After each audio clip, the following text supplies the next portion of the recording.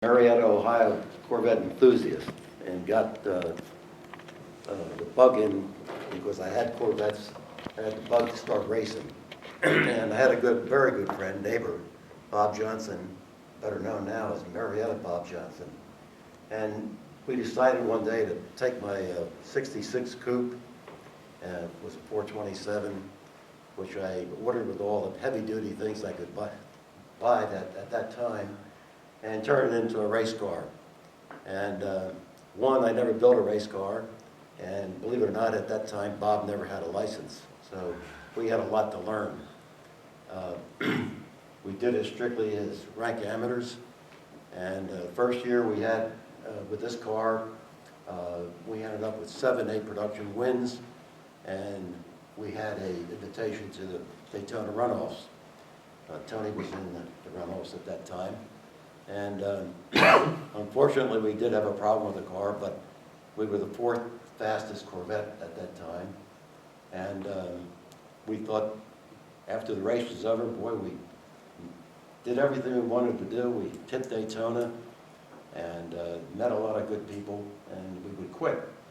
And I met, first I have to go back. I had a lot of help from a fellow by the name of Bill Mayberry, better known as Murph. Murph was Roger Penske's mechanic and also George Winterstein's mechanic. And we became very good friends. In fact, we were friends until he died in 1996. But because of that, I think I had a visit from someone from Corvette and asked me if I was going to continue, and I said no, and he said, why? I said, I took a look at Tony's car, and I don't think I want to continue because I don't have all the things in my car that he had. And what things? You know what things. Oh, no, I don't know what things. You know. But anyhow,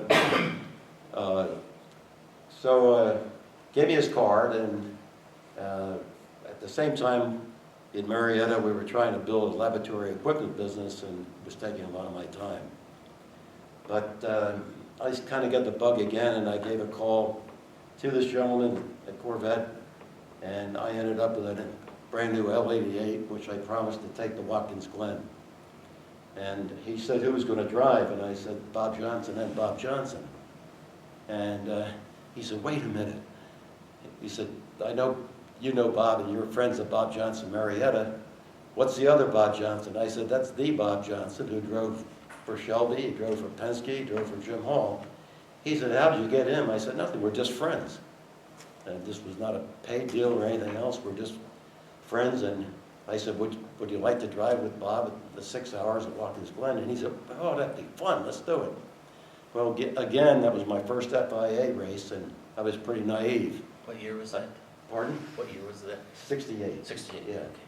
And I went to the track early in the week, and I didn't have a tire contract, I didn't have a fueling rig. I was kind of real naive. I did have all the good stuff on the car that came from Chevrolet. And on top of that, I had to wait until the Bob Johnson showed up. And I told Bob what happened. He said, let's go back downtown. That's where he had to go back then to register. And he said, let's take the car out of your name and put it in my name, which we did. And he came back up, and all of a sudden we had a contract with Firestone, and we had Grady Davis from Gulf Oil gave us a fueling rig and some other goodies. And lo and behold, we ended up 11th overall, first in GT plus 2,000. So that was our first FIA race, and very successful. We went on that year to, as much as we could, we took the car out and ran quite a few production races, but at the same time, again, business, I just didn't know if I wanted to continue or not. And finally in '69, I got the urge again and made a call to Chevrolet and ended up with a '69 L88. Again, with, I know exactly what it came with it, 1,800 pounds of material came with it.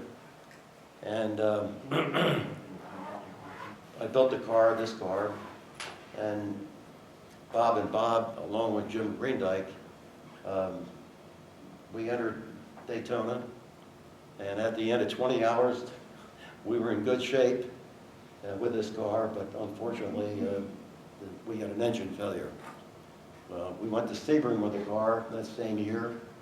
Tony won, he was 10th overall, we were 11th overall, and second in GT. At that time, our business was growing, and I felt I couldn't continue. So I sold the car to VV Cook, and I turned it over into a B production car for Alan Barker. And that's where the car is today. It's on the West Coast, owned by Larry Bowman. In the meantime, I got a call from a person everybody knows, John Greenwood. And John called and he said that you're not going to race anymore. I said, no, business is taking all my time. And he said, how about give me a hand if you can on certain weekends? Well, believe it or not, I ended up crewing for John for over 15 races, including 1973 Le Mans. And in fact, that's me right there. I just changed brakes. The Bob right there is the Bob Johnson. He actually ran the pits for Greenwood in quite a few races, and including Le Mans.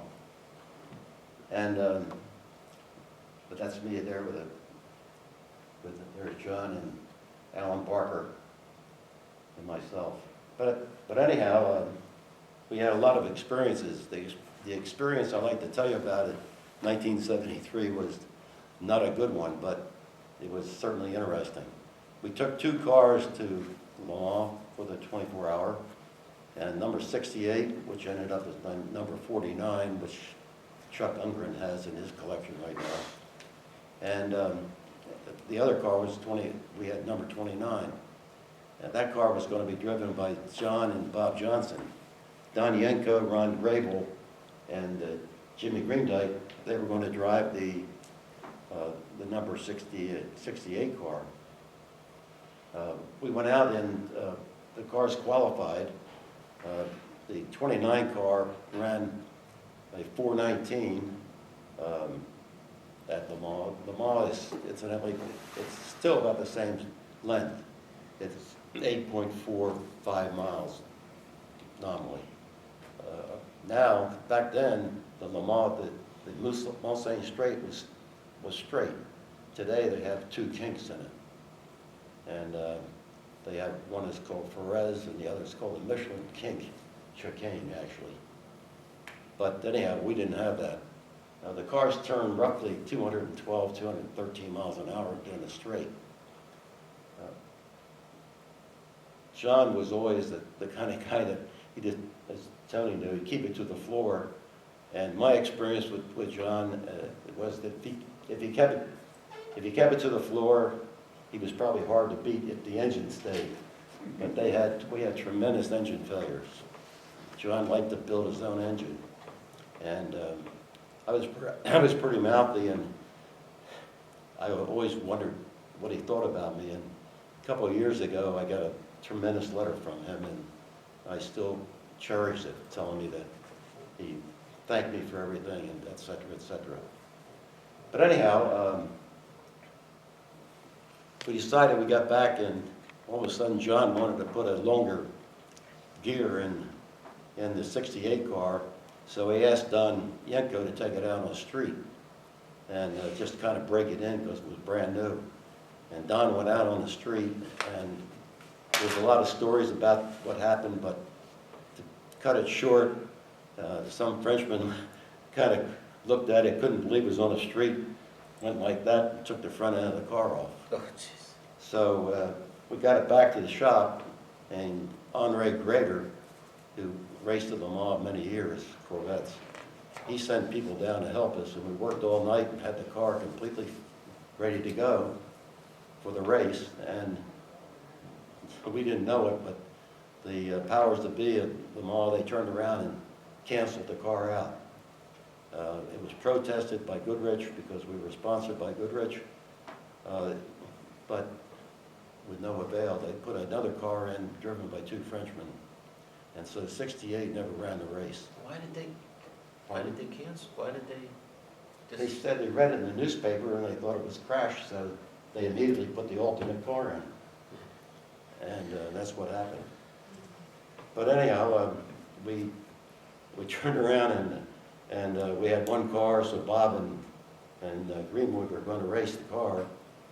That unfortunately, with the Goodrich tires back then, it seemed like just about every other lap we had to change tires. We were changing tires with the car, and if the car had an accident, I was the one that was designated to repair the car. I had an apron with a lock wire pliers, lock wire tape, and also what we call a Charlotte drill, with hammer and ice pick, you know, for the fiberglass. And John came in with a front hanging, and so immediately they jacked it, and I started repairing it. I had all the holes punched. I had the lock wire, the front up again, and I was taping it, and someone decided to go to change the back tires, and they dropped the car on me. So I ended up in the Lamar Hospital.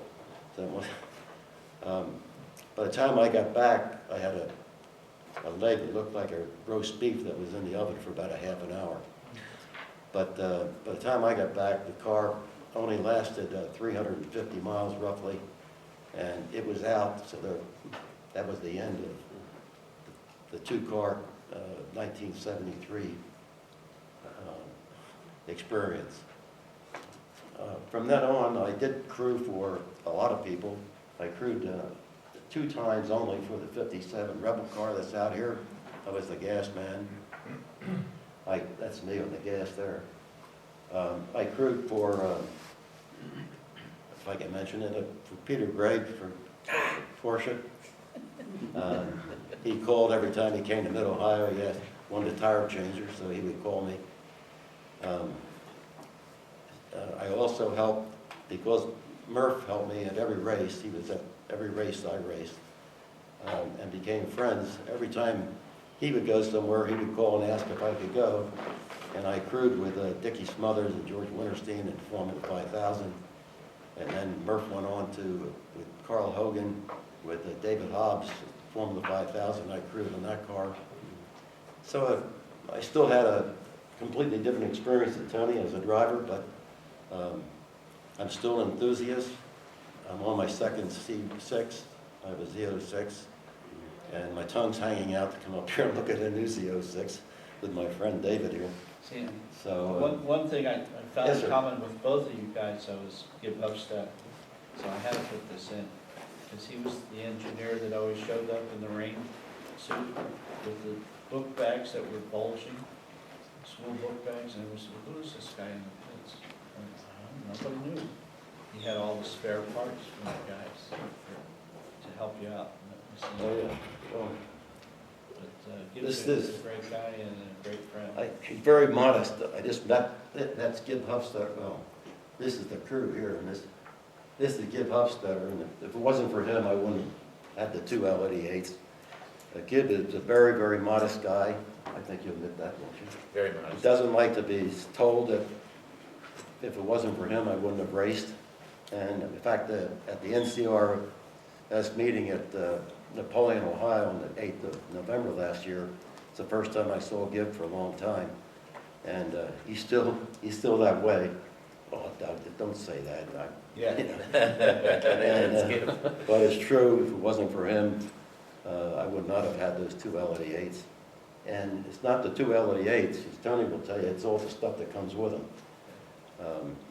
And the friendship. All the homologated parts. There's a great picture of friendship right there. Because on the the game. car is taken apart completely and put back together, and it's put back together with not what came with the L88.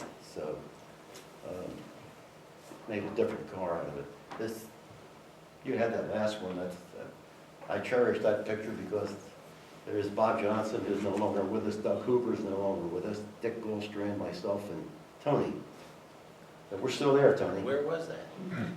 That was at, wasn't Carlisle? that Carlisle? Carlisle, right? Yeah, it was Oh, Carlisle. yeah, I that's think in '04. That was Or on maybe the '09. nine. No, yeah, it was '04. Yeah. This will be the first time I'll go to Carlisle for the Racers Reunion without Bob, Oh, boy. because I've been to every one of them. Thank you. Thank you.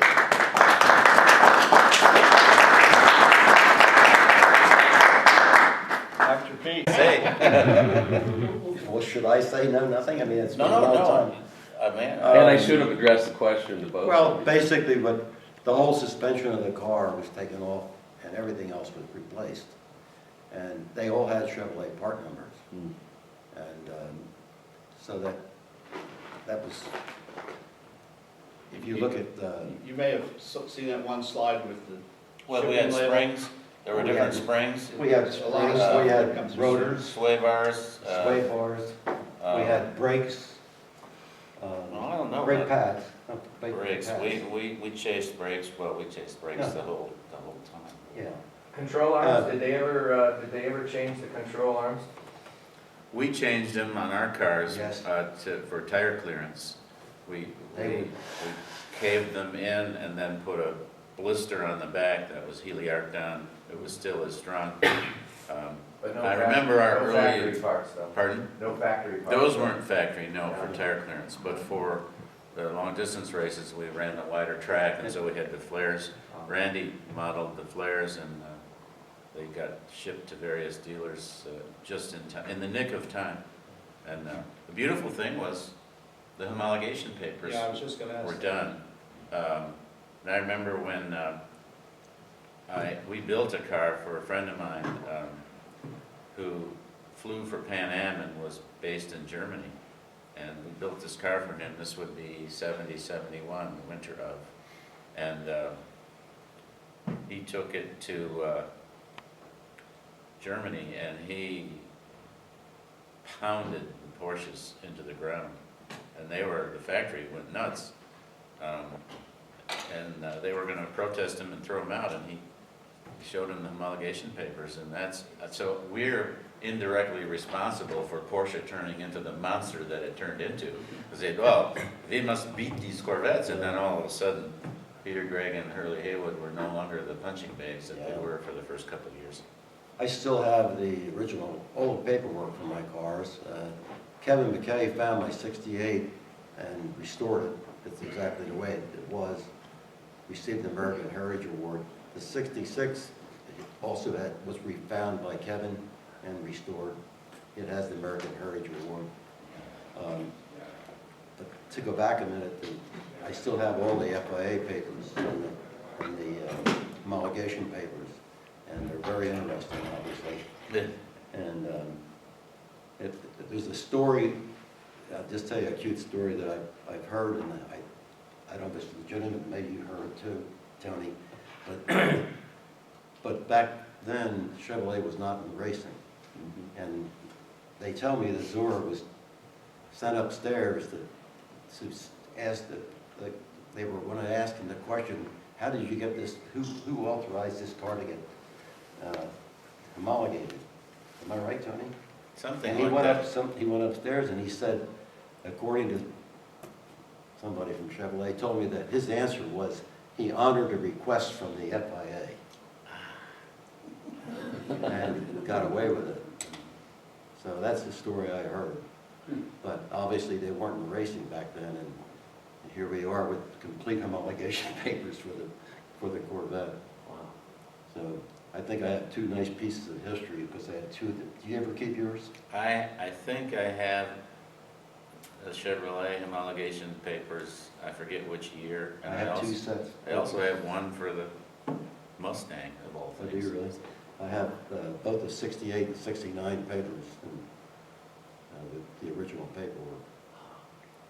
Yeah, I want someone to go buy the car that Larry Bowman has and turn it back to the L88 GT car. And I have paperwork. I got all I kept all the free invoices from Chevrolet. I kept all The that shippers. paperwork. Got all the shippers, I have everything. yeah. And I have all the part numbers that they gave me. I've got the original window sticker. If anybody wants to see my window stickers for both cars, I have them right here. And I have the original invoice from the dealer. I have everything for that car, original registration. And I said, because I'm 81 years old, I would like to see it restored. And I said, if anybody takes it back and restored it, everything I have, including homologation paper and everything else, it's free. It goes Wow. back.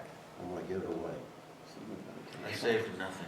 Pardon? I saved You nothing. said nothing. I've got a few fragments Didn't you here. say that, I saved the trophy, my second place trophy. You know what I have? I have, when we built the two Trans Am Camaros, I have the shipper from Norwood, Ohio, Cincinnati, and I have the body plate numbers, and it says prime only, and the two bare bodies that we built the Trans Am cars out of.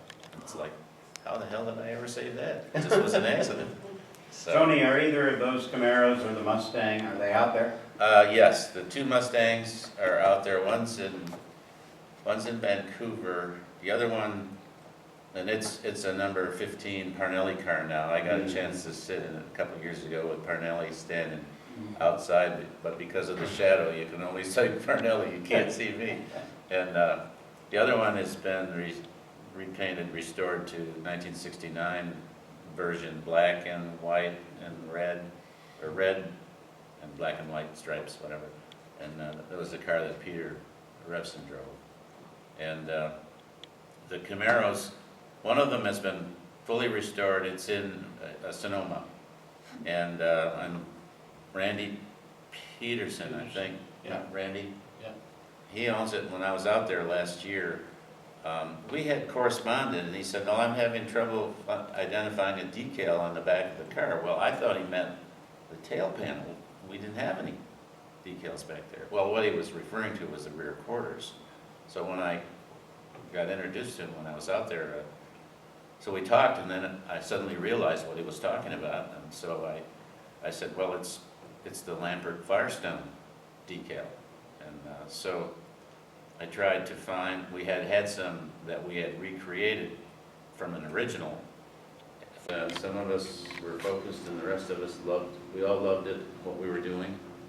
And I remember talking with Jerry when we got inducted, and he says, "How the hell did we do all that stuff?" I said, "Well, we wanted to go racing, and that's what you had to do to go." So, but I wouldn't change anything, except maybe have more sponsors as we get farther into it. But you're only as good as your last concert. So anyway, They're obviously very good. My story of that. I was not a driver. My story is about what happens when you become a real Corvette enthusiast. I went out and bought a 1963 split window, sold in the showroom, took it home, Daytona blue, beautiful, red inside. It was 300 horse. And I met a friend in Marietta, Bob Johnson, and Bob had a Sunbeam Tiger and an XKE. And we became very good friends from the start. So we used to go to all kinds of races, etc. And I said, "Boy, this thing's only 300 horse." So I went out and ordered a 427 66 coupe. And like Tony, I picked every high option there was on the list. Not planning to race it. And Bob and I went to a lot of races, all kinds of races, Formula One, distance races, etc. And finally one day, I don't know, out of nowhere, I said, "Bob, I think we could do as good as some of these guys at SCCA." I said, "How about I'll prep the car for racing and you drive it?" Well, on the way home, after we were in Mid-Ohio, on the way home, I looked at him and I said, "That was a dumb statement." I said, "I never built a race car and you don't have a license." So anyhow, I went out and got the regulations from SCCA. Bob went to school in a Spitfire, borrowed it, and he got his license. And lo and behold, we took the car to Cumberland to our first SCCA race, and Bob won the race. The only problem was that every time he came back to come in to get the checkered flag, he kept going by. And he kept going by, and he kept waving and waving. I thought, boy, he's really taking this seriously. But what happened, he started chunking it back in first gear, and he stopped, and he said, I said, "What's wrong?" He said, "I don't have any brakes." I said, "No wonder you were so fast." But anyhow, at that time, it really started a friendship. Along with the Penske truck at that time was a guy by the name of Bill Mayberry, better known as Murph. And Murph worked for Roger Penske and George Winterstein. And we became lifelong friends until he died in 1996. But he came over and he looked over the car and he said, boy, you guys need help. So he went back to the shop and sent me a lot of stuff, a lot of things he thought that we needed. We went on with that car, and we won the first race at Cumberland. We went on with that car, and Bob had 7 A production wins, and we went on to Daytona for the runoffs at Daytona, and we were very pleased to be there, even though we were the 4th fastest Corvette, 4th in line. Tony was 2nd overall, we were 7th. The Cobras were in between. But we thought that was great. That was going to be the end of it. Murph was with us, and I said, that's it. We did Daytona. I was trying to build a laboratory equipment business in Marietta, and I said, I'm not going to do it. So what happened, a gentleman came up from Corvette Chevrolet, and he said, you're going to continue. And I don't know if Tony liked it or not, but what I said was, no, I'm not going to continue. I was looking under Tony's car, and looking around it, and I said, I'm not going to try to compete with that. Well, I got the gentleman's card, and he said, look, if you want to continue, give me a call, I'll get you the right stuff. So I thought about it for a while, and finally Bob and I talked about it, and I said, Watkins Glen's 6 hours coming up in July. I said, maybe this guy can get us a real good car. So I called, and I got my first L88 with all the good stuff that came with it from Chevrolet. We built the car, and this gentleman asked me who was going to drive, and I said, Bob Johnson and Bob Johnson. He said, well, what do you mean by that? What's Bob Johnson? And I said, well, Marietta Bob, my friend, but we have another friend out of Columbus, Bob Johnson. He's the Bob Johnson? I said, yeah. Bob that drove for Shelby, he drove for Cobra. He drove the Cobras, he drove for Penske in the long-distance races in the Camaro, and he drove for Chaparral. He also started, incidentally, in his own Corvette. Yeah, in the 60s. Yeah, 1960. And then he had his own Cobra. And we just became good friends. That's how it happened. And we decided to go to Watkins Glen for the 6 hour, and I took the car there early, and boy was I naive. I had all the right paperwork from Chevrolet provided the FIA homologation papers, etc. And boy, I thought I had everything in line. Then I got there and I started wearing it. I didn't have a tire contract. I didn't have a fuel rig. I figured, boy, am I in trouble now. Well, Columbus Bob showed up. He said, look, I'll tell you what we'll do. We'll go back downtown and put the car in my name. So we went down and put down Bob as entering the car. Came back to the track. Half an hour later, he says, get all your wheels down to Firestone.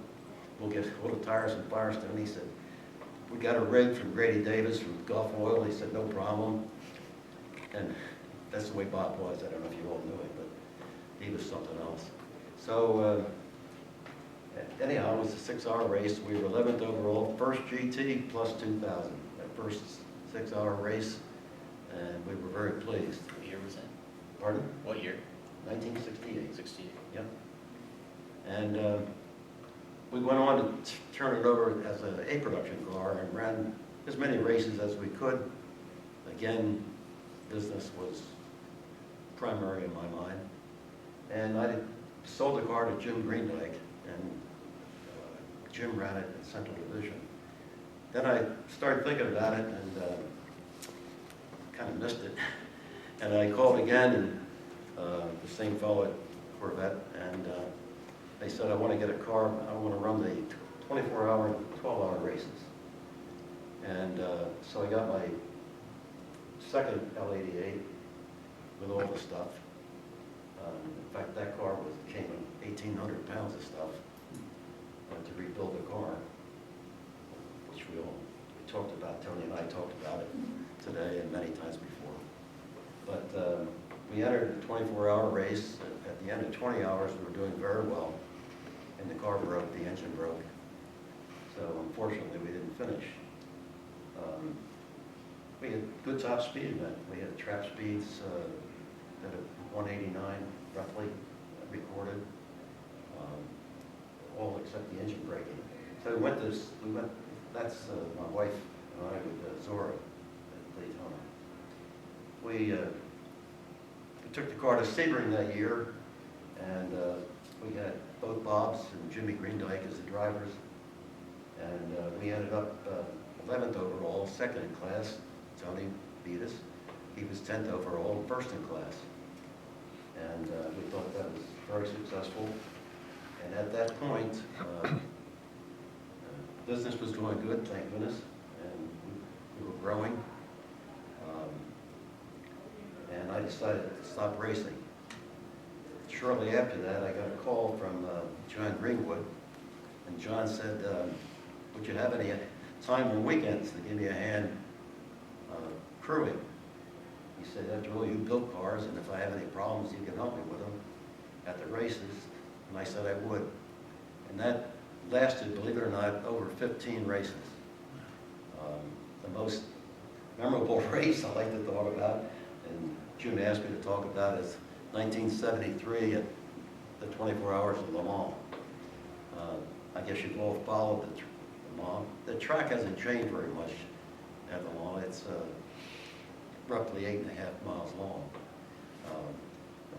The Mulsanne Straight was straight back then.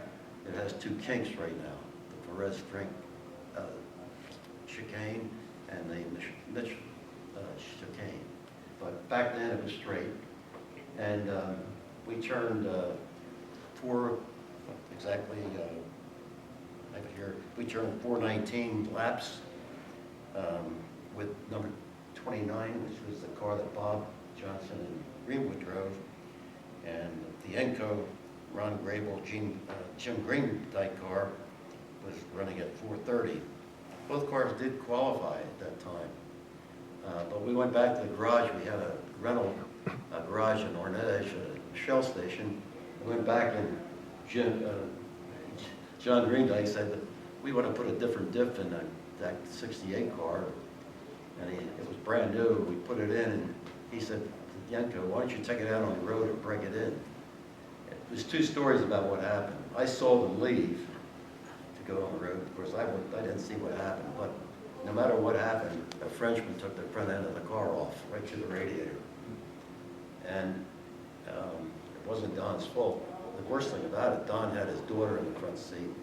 She had some stitches, problems. She had to go to the hospital. But we worked all night, and Andre Greger, who ran Corvettes at Le Mans many, many years, he sent down people from his crew, which was real neat to help us out. And we got the car completely ready to go, pushed it, or taking it out to the track. We found out that they disqualified us. Fathers to be read in the paper that the car was crashed, and they entered another car driven by two Frenchmen in its place. Goodrich tried to protest, and the protest was awful, because it ended up that we could take the car down to the track, and if somebody dropped out, we could put the car in. But the problem was no one dropped out. If we protested, the car couldn't even be taken down to the track. We had to wait till the protest. So we thought, well, somebody might drop out. The best thing to do is to drop the protest and take the car. Well, so that car didn't run. The 29 car ran with Bob and John, and unfortunately, we had many stops with that car because the Goodrich tires were new to that track and the speeds. They were turning 212 roughly down the Mulsanne Straight. Trap speeds came back always around 211, 213. And the tires didn't last very long. So finally, John was coming in the pits, and the front was dragging. And I was the guy, if it was damaged, I was the guy to fix it. Well, I had an apron, and I had lock wire pliers, lock wire tape, and a Charlotte drill, we called it, a hammer and an ice pick, put holes in the fiberglass to lock wire. They jacked the car up, took the front wheels off, and I was kind of under the car, and all of a sudden somebody decided to drop the car and change the back wheels while I was working on it. Well, the car was dropped on me and I ended up in the hospital. So, by the time I got back, it was a leg problem. And when I got back, the car only ran about 350 miles and it blew up. So that was really a disaster for John Greenwood Racing. But it was a real experience to be there, and I certainly enjoyed it. After that, I crewed for the 57 car on 2 races as a gas man, and that's me there on gas. Which is the car that's here today, I'm right? sorry? That's the car That's out here, yes, today? that's out here. Because Bob Johnson drove the car, Columbus Bob is right there, and he actually directed the pits to a lot of races. And Marietta Bob was a driver with Dave Hines. I also was asked to crew when people came to Mid-Ohio and they didn't have anyone, they would call down in Marietta and say, can you come up this weekend? So I crewed for Peter Gregg. I was a tire man there, for Porsche. And because Bill Mayberry helped me all the time at every race and in between prep and everything else, I helped him. He, with George Winterstein, they had Winterstein Smothers Racing, Formula 5000. I crewed a lot of those races. I crewed a lot of races for Murph after he left there. He went with Hogan Racing in Formula 5000 with David Hobbs driving. I crewed on those races. So when you start out as a Corvette enthusiast, you never know what's going to happen, and that's what happened to me. Thank you. Thank you.